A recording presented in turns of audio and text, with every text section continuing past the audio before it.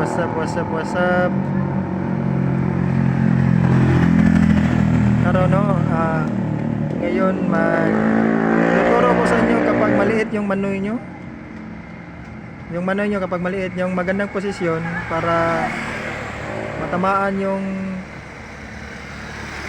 babae kahit maliit yung sayo. Sa mga advice ito sa mga lalaki. Kapag maliit, yung the best ng posisyon ay dog style. Dog style kasi kahit maliit yung manoy nyo, aabot yun sa kuwan ng babae, sa kanyang yun sa lalim ng kahit maliit sa iyo, ramdam yun ng babae.